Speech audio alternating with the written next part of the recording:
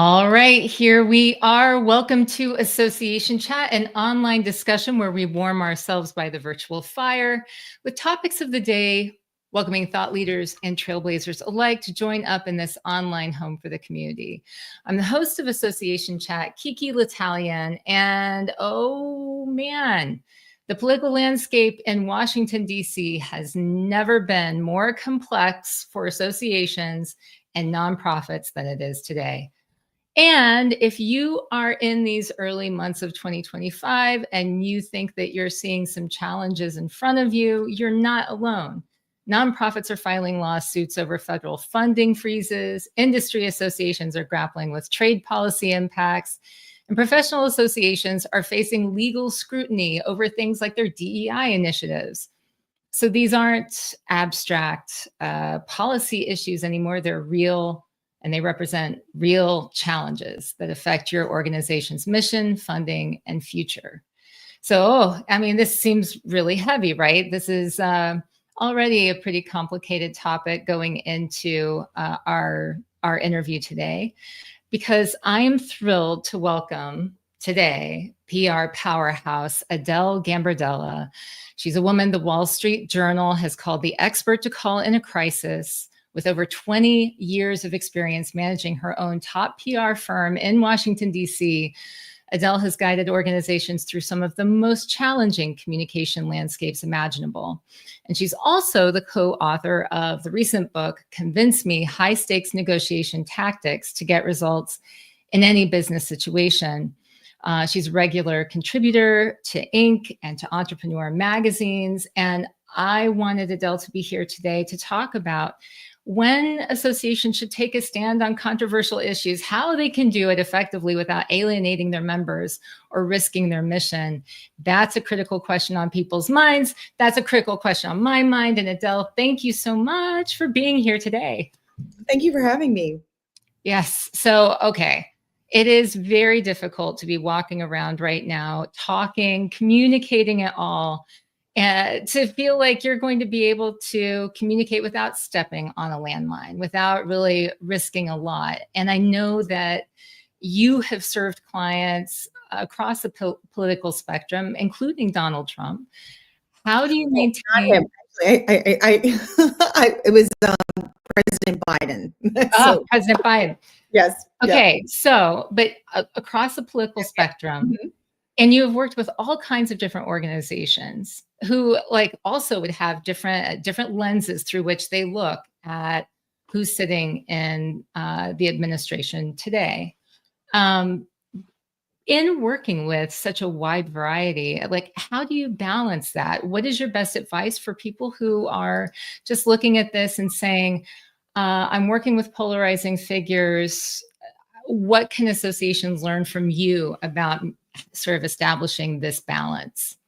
Yeah, so definitely I'm bipartisan, but I did do some work for the Biden administration before he was elected. Actually, we did it for the Biden Cancer Initiative, got him some huge press and actually got him the platform to actually run his campaign. But what I would say is what I'm seeing a lot is a lot of fear.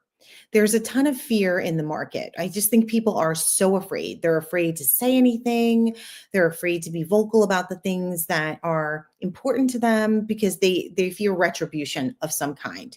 Mm-hmm. And what I would say is the best strategy for any organization, whether you're a trade association, whether you're a professional association, whether you're a nonprofit, is to really focus on the things that you can have the biggest impact on. It can't be far outside your zone of influence. The further outside you get, the more likely it's other organizations that should be focused on that thing. So together with your board, with your members, you need to know what do you stand for? What is your certainty? What if, no matter what happens, you would go to task for this thing? You've got to decide that in advance. It can't be, oh, something just happened and that's a thing we need to get in front of. It's got to be something, what have you stood for 30 years, 40 years, 50 years, sometimes 100 years for some of these associations, right? And how are you going to get out and address that portion of the issue? Mm-hmm. Can't address everything, because that's not your role, right? You're a special interest group, or you're a trade association or a professional association for a reason. And so I think the further outside you get of your specialty, the more danger you have of retribution. And so just really focus on what that specialty is going to give you a competitive edge. What about some of those organizations that they say, we think there is there this is bringing up some new things that we do need to address. It's falling inside our realm, our zone of influence. What should we do? How do we know for sure that this is the right timing for us? Yeah. So, well, that's a complicated question. And I think it varies for every organization, right? So, and that's not a cop out. But what I would say is if this is something you've stood for 30 Mhm. years, for 40 years, for 100 years, don't all of a sudden become wishy-washy about that thing. Don't be like, oh, okay, we agree, but we disagree. Don't have a walk back message, because the more walk back messages you have, the weaker your positioning is on any issue, right? So if it's like, oh, we really used to be a fervent supporter of DEI initiatives, and now you're not because you're walking back the issue, that sends a message, and it's not a good one. Yeah. So, right, you can't have walk back messages. I think that's going to really get you in trouble. I think there are a lot of organizations that might be in that space right now too, because especially after we saw a lot of new DEI initiatives that came up, partially in the outrage that was following up George Floyd. But we saw this pendulum swing where there were new positions, new departments, new a lot of things. Some of these things existed before, but we saw a lot of focus on that. And then we began to see some of those initiatives be dismantled. Even before, we were talking about this, even before the recent presidential election, right? We were talking about seeing some of these DEI initiatives being dismantled. So how does an organization, I say all of that to ask you this very complicated question, which is like, how does an organization that maybe went on that pendulum swing up, created those initiatives, are feeling the pressure right now, but it's an inconvenient time to be feeling it because they are feeling it as, they don't want to appear like they're walking things back. Does that make sense? I agree. I agree. I think the more you walk back, the weaker you are on any issues you stood for in the past, right? So just Mhm. you have to understand you are making a conscious choice. It's a PR and public perception positioning that you're making, right? I think you have to focus on your key area of expertise, and then stay with what you had before, but don't walk it back. Again, Right. walking it back just shows a level of weakness that's not smart, you Well, know? and Carlos Restrepo here, I didn't mean to cut you off Yeah. there. He says you have to stand strong on your key purpose or you'll lose market credibility. Even as a nonprofit, market credibility equals trust, right? Yeah, I mean, that's an interesting point, Carlos. I think you're right about that. What I would say, the caveat to that is certainty is the biggest barrier to convincing anyone of anything, right? So, Ooh, whoa, explain that. okay, Okay. so here's what I mean. So like someone else's certainty in your organization about what your organization stands for Mhm. and what you don't stand for is a huge part of what associations are all about. And there's a lot of assumptions that go into what that certainty is, right? So if you're a member who enjoys what's going on in the Trump administration, you have certainty that your organization will be about X. If you are fearful of what's going on with the Trump administration, you're going to have certainty about Y. And Mhm. it's the association's job to figure out what is the certainty we can impact? What is the certainty we can double down on? What can we really bring to the table that is certain that we know our members want to talk about right now? And Mm. if you don't know what that is, then I would say you probably have to have a deep discussion with your board, which we facilitate these kinds of discussions. We've done it with several organizations where people talk about what is most important, what do we most want to influence, Mhm. and it further goes outside of your area of influence, your sphere of influence. the less impact you are going to have. So, right now, the biggest opportunity associations have is, what is your certainty? And how are you going to tell people about that certainty, regardless of where your members are on the political spectrum? It doesn't matter. Fascinating. I mean, I think that, it's somewhat grounding to hear you talk about it this way when, there's a sense of urgency and there is a lot of fear in the communications around us. And I'm not even saying that there's not a good reason for it, but I think this idea of being able to focus on what you really know that you care about, that you want to focus on, that is the area that your sphere of influence, that where you belong. It's just a really good reminder that, we have a job to do. And for most of us, we still need to stay focused on some of those same things that we were focused on before, but even more so, zoning in to show why we're doing what we do. Yeah. And what I would say is, associations, do not wait to set the record straight. If this is something Mm, that your organization, that is important to your organization, do not wait.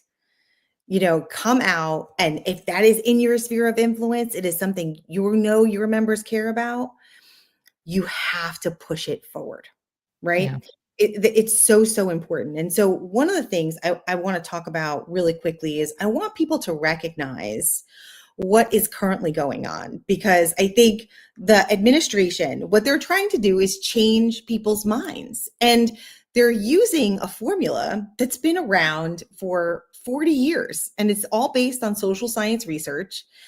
And when you start to think about what's happening with this social science research framework, it becomes less scary because you kind of know what's coming, I think. So if you've watched what the Trump administration has done for the first, like, how many days has he been in office, KiKi? I don't, not that long, right? I mean, like, Yeah. it's not been that long, but it's been long enough that he's made a pretty big impact. And a lot of people are scared because they feel a little bit, they feel a little shaky. They feel uncertain.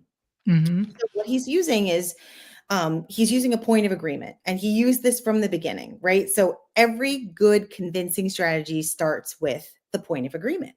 What can we all agree on? Well, we can all agree that we want to make America great again.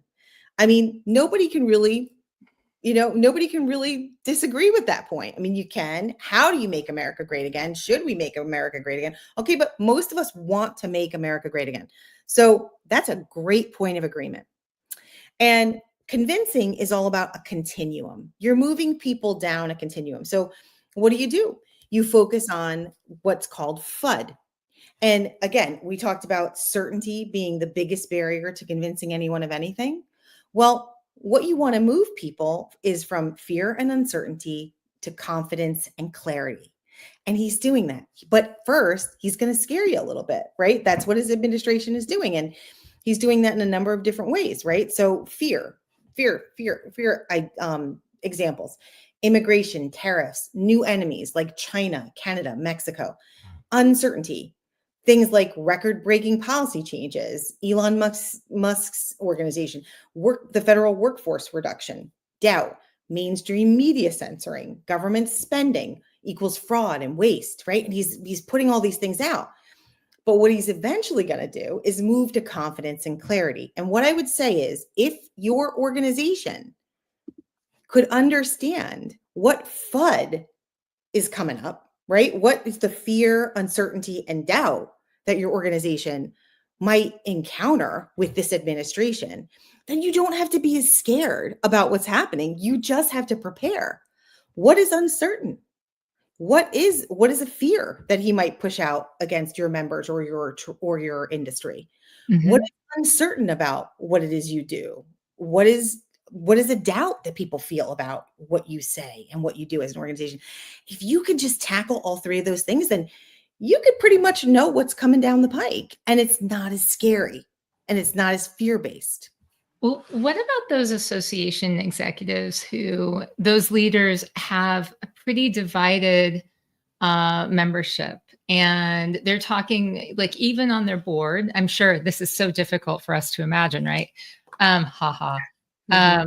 But even on the board, that there are these differing opinions, right? And I have been hearing a number of stories, a fair number of stories, where it is complicated for people to even get through some of those strategic planning sessions that they have, or even a simple board update. So, when you are talking with your clients about sort of coaching them on navigation tactics and things, when people seem to be of differing, wildly differing leanings, I don't know. What is your approach? What's your guidance for folks on that? How can they use some of these techniques, Adele, to communicate better and get what they want? It was really interesting. Someone had posted just today on the ASAE listserv about like a social media attack that's going on inside their organization. I thought, wow, that's really interesting. And most of the time, these social media attacks and any real part of conflict in any association is because the person doesn't feel heard. Mm, They don't feel their perspective is really being brought to bear, right? They don't feel like their perspective is being acted upon in some way. And so mhm, people will take to social media, or they'll take to their small little groups, or, so what I would say is, in that kind of situation, the best thing you can do is listen. Listen deeply. We actually have this whole concept called forensic listening. Like, what are the emotions people are feeling? What is their pitch, tone, and cadence around certain issues? What is their body positioning, body language around certain issues, right? And what are the themes people keep coming back to? What are the stories and themes they keep repeating over and over again? It mm, is this association executive and the board's job to understand, even though you could be completely divided, we all have this one point of agreement. And that's to move the association forward, move the profession forward, move the industry forward in a particular way. And mhm. so the association executive job to go out and do that forensic listening, do that deep listening, so that you understand what that point of agreement is. And even if things get heated, you de-escalate the group to go, what's most important here is what our mission, vision, purpose is. And that's this. And it is so critical for association executives to be crystal clear about this than Mm, ever before. I love it. I love it.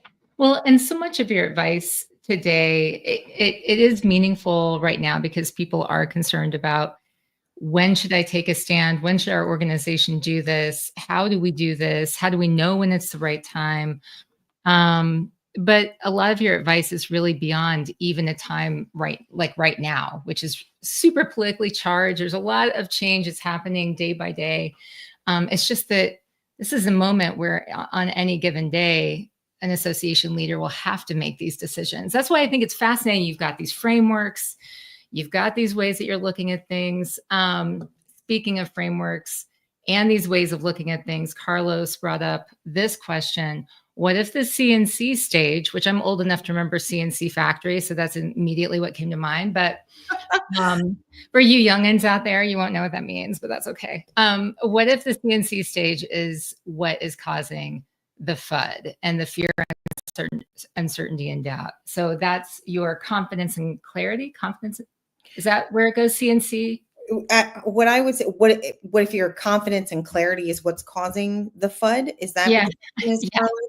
I'm sorry, like that's a Yeah, lot I of that. think I think what he's saying is, like, what if the confidence and clarity stage that we're looking at, what if that's what we're seeing and it's causing fear and uncertainty and doubt for people? What I would say is, you probably don't know what your point of agreement is yet. That Mhm, then for organizations, they're probably not that clear on what their point of agreement is. They probably have many things that they care about, many issues that have come up in the past that they have had strong points on, but it's not the core issue for their mhm. organization. And so right now, what I would say is, you actually have to communicate less to have more impact, right? Wow. Huh. So I think it's about communicating on the things that are extremely important to your organization, not not the things that, before fall somewhat outside. I think you've got to get really, really maniacal about what you're communicating about, because if you go outside your sphere, you're going to get a ton of pushback from both sides of the aisle. And so really picking out what are your top 3 things you're going to talk about right now. And those are the only 3 things you're allowed to talk about. And man, that's hard for associations, right? Because a big donor or a big member or a big sponsor might be like, well, we want to talk about this thing. And what I have to say is association executives just really have to be like, no, we're only talking about this in our platform right now, because this is where we're going to have the most impact. And so having some of those hard conversations, and having the reasoning behind why it's only these 3 things, I think is what association leaders need to have. And we get brought in for those kinds of retreats, training sessions, strategy sessions with association staff and team and board. When do they know that they need you? Like, when do they know what are they saying, Adele, when people usually reach out and say, you have to come and work with us. This is what we need. This is the point we need to get to. Like, help us. It's unfortunate that a lot of people only do it after something has gotten so bad that it becomes an issue. But we have been brought in by some organizations who are like, we see this is a potential issue and we want to create the right strategy in place to stave off those kinds of conflict. And so that's the organizations, but you can do it in real time too. You just have to have the space and time to figure out what your issues are and where you can bring the most strategy and certainty to your organization, to your profession, to your industry. So what about the rest of the year communication challenges that you're predicting if you had your crystal ball in front of you? Because I know you're always looking at, I've known Adele for many years, and she sees themes, right? She sees the trends before they become the trends. And so if you're looking ahead based on what you've seen so far, and I know it's been a very strange year so far. It really is. Only February. I know. When you look ahead, if you had to make a couple predictions on, I don't know, something that has to do with communication strategy moving ahead, what would you predict? What do you think are the channels people will be paying attention to? How do you think, communication strategies will need to change as we're looking ahead? That's such a big question. And I think there's a lot of ways I could go with that. And I think one of the things, associations that have invested heavily in their social media channels, in their private communities, are going to win the day. Because if there is an active community that is having these conversations, and the association is monitoring and managing those conversations, those are the associations that are really going to be in good footing. It's the association sort of like, it's kind of an active community. It pops up every once in a while, and they're not really monitoring it. They don't have the social media guidelines. And it's not even just social media. It's just any guidelines for how the community should interact.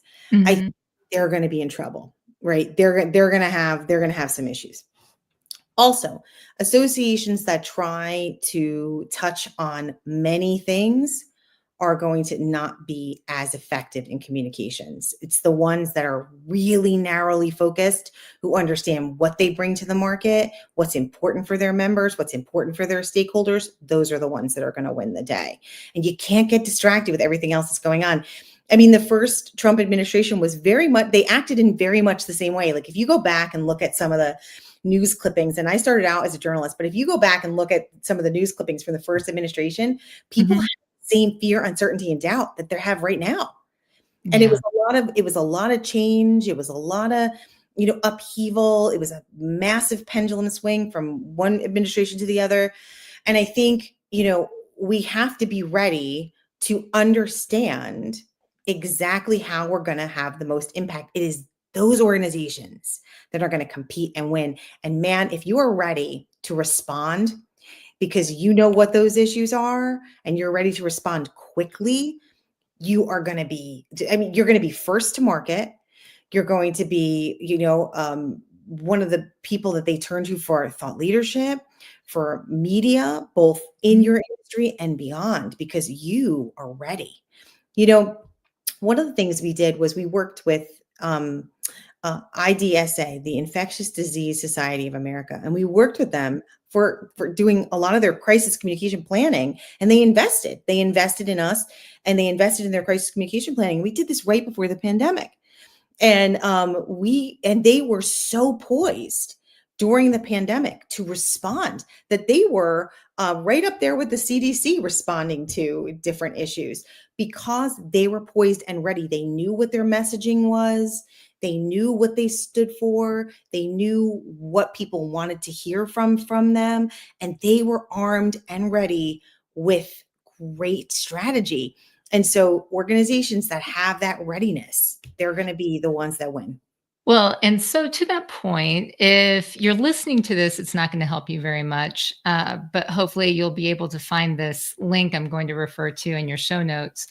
Across the bottom of your screen, if you're watching this right now, or if you're watching it as a video later, is to take the crisis readiness quiz. I said, take the crisis readiness quiz. And I went ahead and read my line directly. But anyway, the link's at the bottom of the screen. I've also posted it on different social media channels so that if you're looking at this on a social media channel, look in the comments and that link should be there.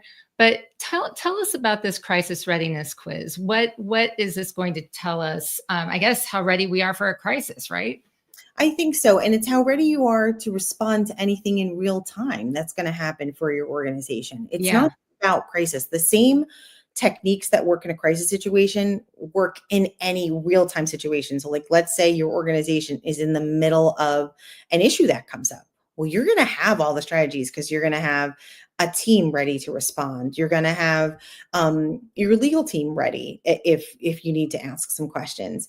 And that's one thing I just want to touch on really quickly. I do see, and I have a very biased opinion on this because I've worked in corporate America for many years, and like the bane of our existence was the legal team, where you had to put your like press release and like every one of your like social media posts through the legal team.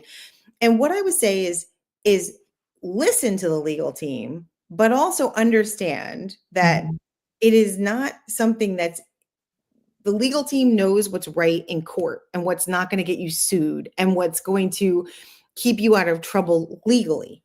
What I would say is a lot of these decisions are not legal ones. They're perception decisions. So you've got to take the legal advice with also how will this play out over time, right? I'll give you an example.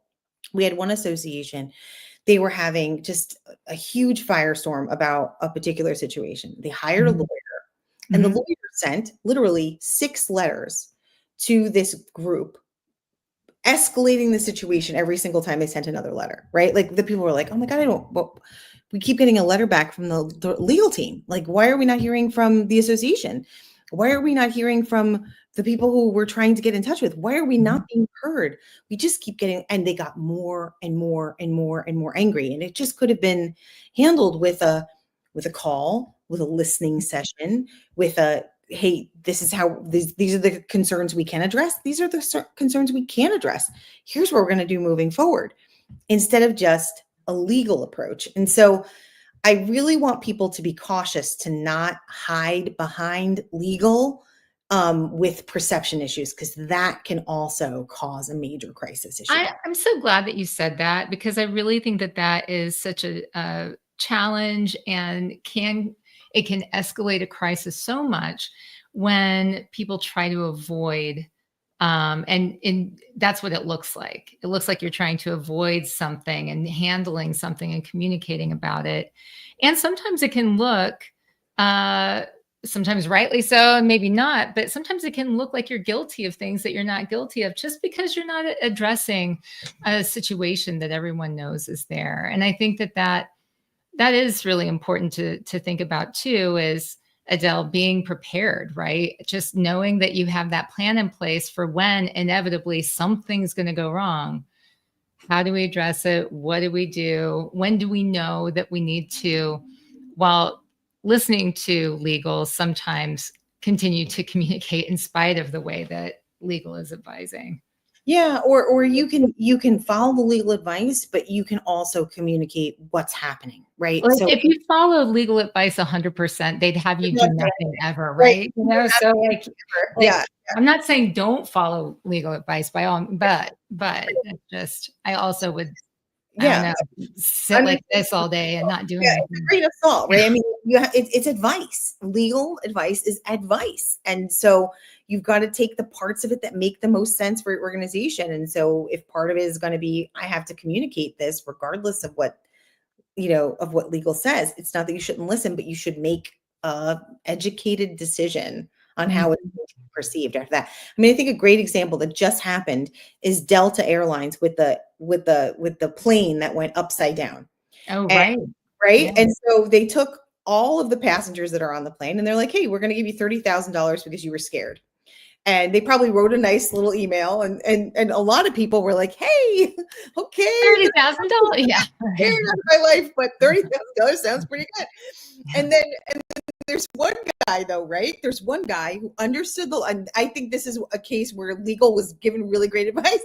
The one lawyer on the plane, maybe, or of the ones that like spoke up, he's like, "I was scared to death. I think it's worth more than $30,000." Like, and I mean, it was a really just interesting conversation, right? And he's basically trying to put a value on his life that like Delta, hey, $30,000 isn't enough. I thought I was going to die. And it's like, well, what is your number then? I mean, but the point is like Delta was so like outside of human, communication that they were like, we think you're being scared.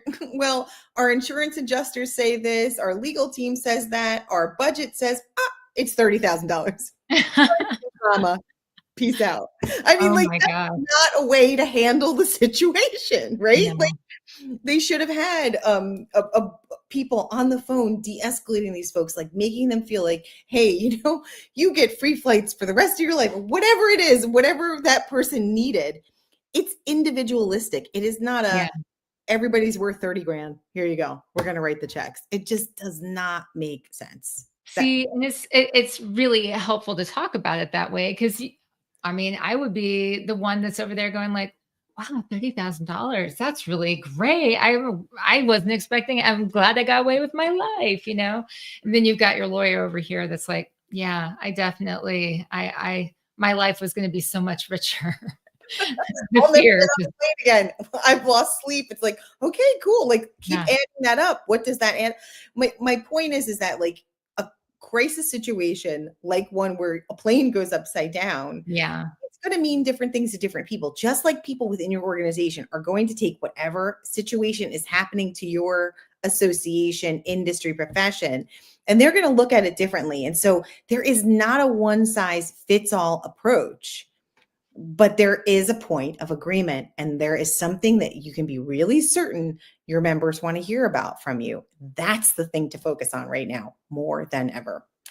Is that part of, and this is going to sound like a pitch, but I just want to make sure that we talk about this Crisis Communications Academy thing that you've got going on, because I know that you do coaching on things like this. Is this part of what you cover in that? Yeah, I gotta say, guys, I've been doing crisis communication work for over 20 years. Mhm. Started at some of the big agencies, started my own agency 18 years ago. I cannot believe it's 18 years that I've been in business for myself. But I've never before released any information on a course on how to handle a crisis because it's always been one of those things that's it's like super high end offer. And I finally was like, you know what? I have to democratize this. I want people to have the steps to handle a crisis. And so we put it all together. It's with my business partner, Chip Massey, who's a former FBI hostage negotiator. So like, I'm really good at telling you exactly what steps to take.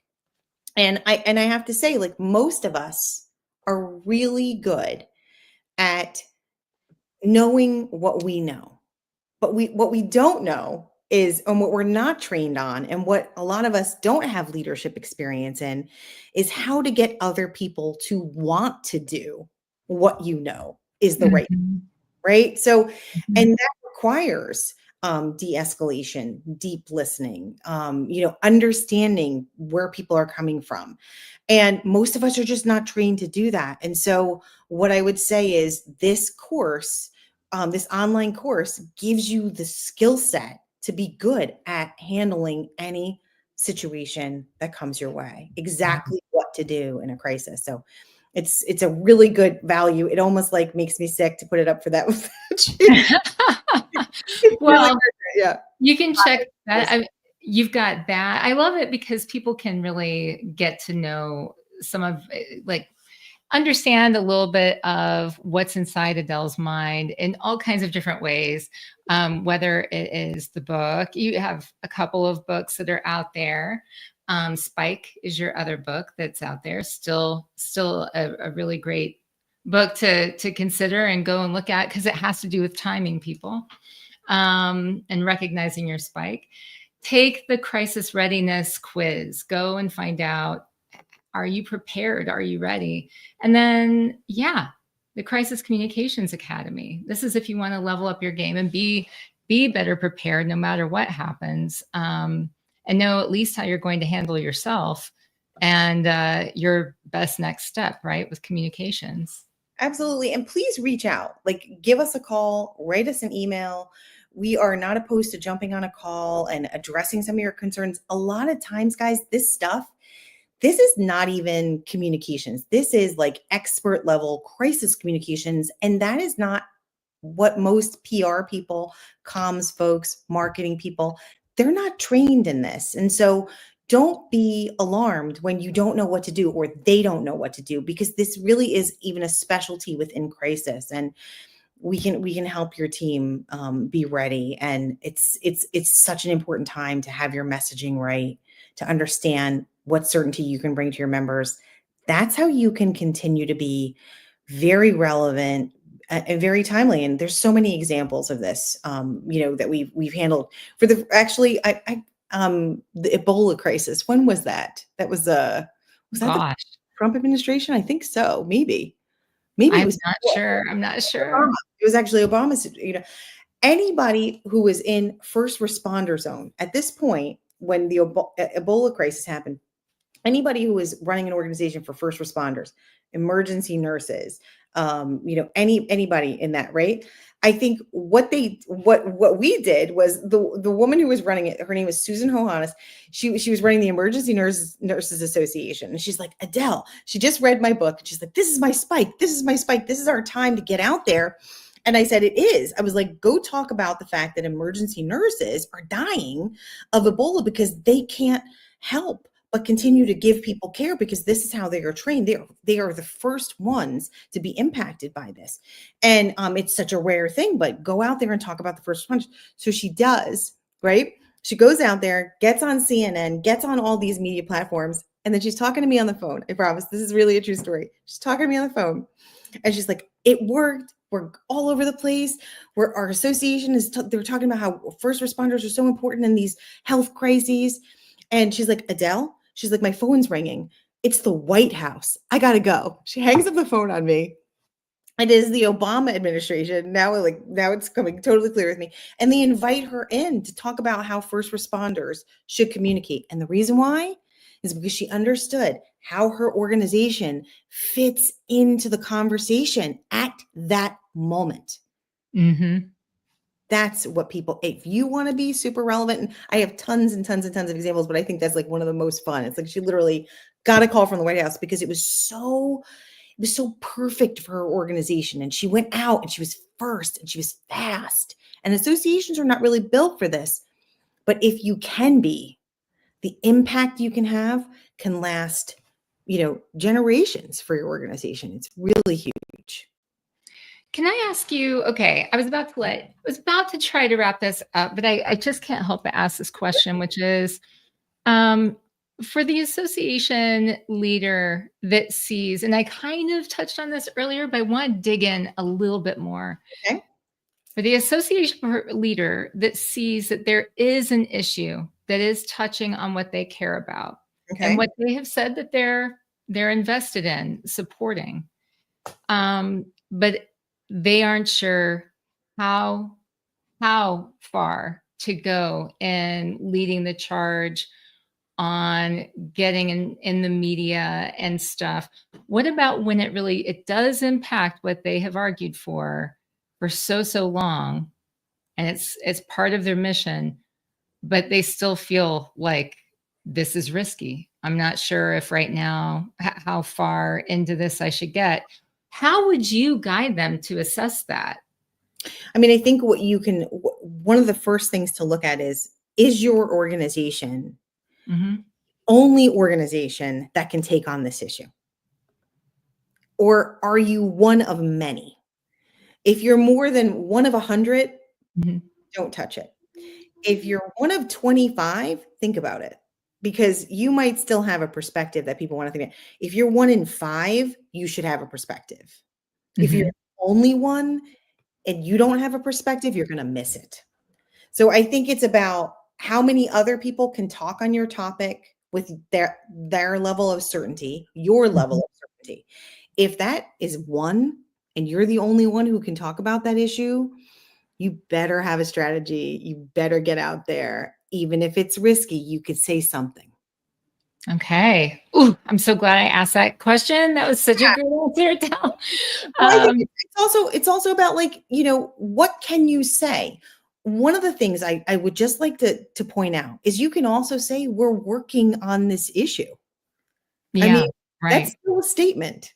That Yeah. is still a statement. Whether what you're doing, how you follow up, well, that's a different strategy. But if it's important to you and you should have a voice, it's like, we're working on this. And we'll get back to you with an update, and make sure you get back to them with an update. But, like, don't make a promise and then not follow through. But if you have an update that they need to hear about, you're going to make a promise, you're going to say something, and you are going to be so much better off for it. This is why people join and are members of association. It is now. Gosh, it has never been more important to get your communication straight, to get your priorities straight, to understand the certainty that exists for your members. Gosh, guys, it's exciting. I mean, it's actually exciting. The opportunities abound. It's scary, but exciting. Okay. Okay. Well, I'm totally bought into that. I now am looking at this as an opportunity, right? An opportunity to communicate really well when you are considering all of these different factors, and obviously learning about when you should and shouldn't engage, and when it's time to escalate and take a stand. So there's so much that we've learned. I guess obviously everyone should be connecting with you through LinkedIn. They should be buying your books. They should be following up with you, checking out your masterclass, checking out your readiness quiz, crisis readiness quiz. Anything else? Did we leave anything else? One I more think thing. I think the other thing I would say is, I know a lot of people are really scared Mhm. about losing their job, about the risks in speaking out. And what I would say is, I want people themselves to be just as confident as their organizational brand, but with their personal brand. And so, like, what do you stand for? Mhm. What are you all about? What is happening right now in the political, or in the country, or whatever, that is important to you? And how are you putting your best foot forward with your own personal brand as an executive, as a leader? And we do have some resources on that too. We're going to be coming out with a personal branding course, actually, because we think it's very timely. It's not quite out yet, but we will soon. And that'll be available, and we'll definitely make that available for this community. But what I would say is, like, what does your brand stand for? What are you about personally? What's important to you? And don't shrink. Right now, you still have an opinion, you have a perspective. I put a post up on LinkedIn the other day all about, like, what's going on from a social science standpoint. And I was very careful about my wording. I didn't want to seem bipartisan. I wanted to just say, hey, these things are happening. Be aware of it. Awareness. Whatever awareness you can bring right now, it's critical. Don't be afraid. You have a voice, and don't be afraid to get out there and be strong. I think it's even from a personal branding standpoint, it's your time. Hmm. Impact. What are you Yeah. passionate about? Oh, I love it. I love it, Adele. Thank you for jumping on here and talking with me about this. Every time we have a chance to get together, I always think of different things that you could be talking about, for association chat. But I appreciate your time today to come here and talk with us about this. And I hope you'll come back again. Oh, thank you. It would be my pleasure. And please, everyone, reach out, ask questions. I'm an email away, and or a phone call away. That's so old school. You can actually. I'll answer. Yeah, no, I mean, like, so I think, just don't be afraid. I don't want anybody who's listening to this podcast right now to be afraid. You've got great opportunity right now. I love it. Thank you so much. And thanks to all of you for joining us today on another episode of Association Chat. Adele, I can't thank you enough for offering all of your invaluable expertise on crisis communications, strategic advocacy, and more. Adele's insights are always just on point, and I think that it's always great to have her on. And Adele, I know you're listening to this. Please, please, please come back, and we'll talk more about things like negotiation skills, which is super important, and a little bit maybe more about your personal brand. I want to talk to Adele a little bit more about how we can amp that up. In the meantime, until next time, everyone, this is KiKi L'Italien saying, keep asking questions to learn every day, because as Joseph Campbell once said, the cave you fear to enter holds the treasure you seek. And with that, I hope you have a great rest of the week, everyone.